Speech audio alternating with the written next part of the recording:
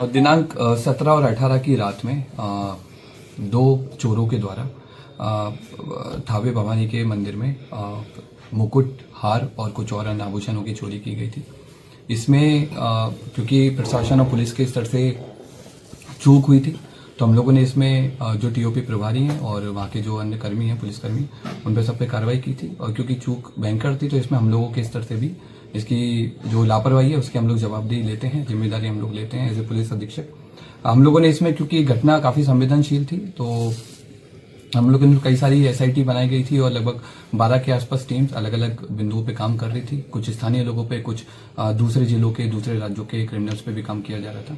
उसी क्रम में हम लोगों ने एक व्यक्ति पे फोकस किया जिसका नाम दीपक राय है। ये इसके फादर का नाम देवानंद राय है। ये जमनिया थाना गाजीपुर का रहने वाला है और इसकी हम लोगों ने कल एटवा पुल से गिरफ्तारी की है और इसने अपने अपराध को स्वीकार किया है। इसके द्वारा पूर्व में भी कई सारे ऐसे मंदिर चोरी में अपराध किए गए हैं। इसी साल मार्च 2025 में इसके द्वारा महू जिले के कोतवाली थाने में शीतला माता मंदिर में चोरी की घटना कारित की थी, जिसमें जेल गया था और 13 नवंबर को जेल से छूटा है। जेल से छूटने के बाद में फिर इसने थावे मंदिर और पुणे के एक बड़े मंदिर की रेकी करना स्टार्ट किया। वहाँ के सोने मुकुट के बारे में इसने गूगल पे और यूट्यूब पे अच्छे से सर्च किया और 10 और 11 की रात में थावे मंदिर में आकर प्रॉपर रेकी की और जिस तरह से घटना कारित की गई है उसी तरह से इसके द्वारा रेकी किया गया। मंदिर के पीछे जो अंडर कंस्ट्रक्शन बिल्डिंग है उसमें चढ़ करके इसने देखा कि कैसे आना है, कैसे जाना है और किस तरह से पूरा प्लान करना है। ये उसने उस दिन पूरा स्ट्रेटेजी बनाई और 17 तारीख की शाम को 5 बजे अपने घर से चलकर यहाँ पर थावे मंदिर में 11:45 के आसपास जिस तरह से रेकी की गई थी उसी तरह से इसके द्वारा घटना को कारित किया गया। कारित करने के बाद गांव के रास्ते से होकर पैठान पट्टी होकर के इसके द्वारा वापस अपने घर पे गया और अपने आभूषण को, जो अपना दूसरा साथी है, उसको इसने हैंडओवर कर दिया ताकि पुलिस अगर इसको पकड़े तो आभूषण नहीं मिले। कितने लोगों ने मिलकर चोरी की घटना अभी तक की जो हमारा अनुसंधान हुआ है और इससे पूछताछ में अभी तक हम लोग 2 लोगों पे काम किए हैं और 2 लोगों की संलिप्तता पूर्णतः पाई गई है। इसमें दोनों लोग आइडेंटिफाई हो गए हैं। एक व्यक्ति दीपक राय की गिरफ्तारी हुई है।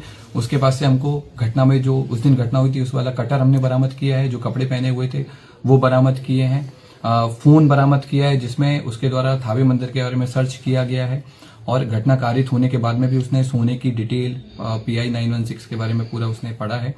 और इसके बाद में हम लोगों ने उसके जो रेकी के टाइम पे जो जूते पहने थे वो जूते हम लोगों ने बरामद किए हैं। रेकी के टाइम में जो बैग यूज किया था वो बरामद किया है। जिस बाइक से वो लोग घटना करने आए थे वो बाइक भी हम लोगों ने आइडेंटिफाई कर लिया। जल्दी भी हम लोग उस बाइक को भी बरामद करेंगे। तो 30 लोग सर उठाए गए थे, उसमें से कोई एक तो नहीं हुआ? जो हम लोगों ने पहले जिन लोगों को डिटेन किया था पूछताछ के लिए, उन सब लोगों को, क्योंकि उन लोगों की संलिप्तता नहीं पाई गई थी, उन सब लोगों को हम लोगों की तरफ छोड़ दिया गया है। हम लोगों ने इन सारी चीजों पे भी जांच किया था कि क्या कोई स्थानीय लोग या मंदिर प्रशासन की भूमिका रही हो, तो उस तरह की भूमिका भी हम लोगों के सामने नहीं आई है। अब हम लोग की अगली कोशिश माता की जो हार है, जो मुकुट है, उसकी बरामदगी है और दूसरे व्यक्ति की गिरफ्तारी है वो भी हम लोग जल्दी करेंगे। सर, जिस तरह से ये चोरी की घटना, फिर इसे कैसे पता चल पाई कि मंदिर में यहाँ हार है?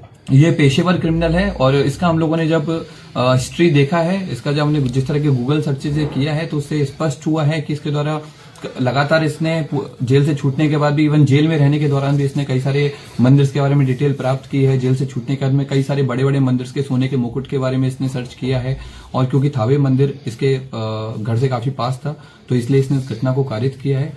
इसने कई सारी जो क्राइम थ्रिलर है, जैसे जो बिहार बेस्ड एक मूवी बनी है, उस पे भी इसने सर्च किया, उसके बारे में पढ़ा कि कैसे पुलिस अनुसंधान करती है, कैसे पुलिस अपराधी तक पहुंचती है, कांड का उद्भेदन करती है, ताकि उन सारे तरीकों से बच करके इसके द्वारा उन सारे तरीकों को यूज करके पकड़े जाने से बचा जा सके। क्या उस दिन मोबाइल भी लेकर पहुंचा था? नहीं, उस दिन ये मोबाइल नहीं लेके आया था। इवन जिस दिन रेकी करने आया था उस दिन भी इसने इंश्योर किया था कि इसका कोई भी डिजिटल फुटप्रिंट थावे या फिर गोपालगंज में नहीं रहे, ताकि अगर पुलिस कल को अनुसंधान करे या फिर कोर्ट में आगे ट्रायल हो तो इसको ऊपर कोई ऐसा प्रूफ नहीं मिले कि ये यहाँ पर मौजूद। कितने केसेस में सर ये वांछित रहा है? अभी तक के रिकॉर्ड के हिसाब से हमको इसके ऊपर 5 केसेस मिले हैं, जिनमें बनारस में इसने बाइक चोरी की है, महू में इसने मंदिर चोरी की है और भी हमें लोकल सोर्सेज से पता लगा है कि पूर्व में भी कई सारे मंदिरों में चोरी कर चुका है, लेकिन वो अभी तक उद्भेदन नहीं हो पाए थे, इसलिए इसका नाम नहीं आया है।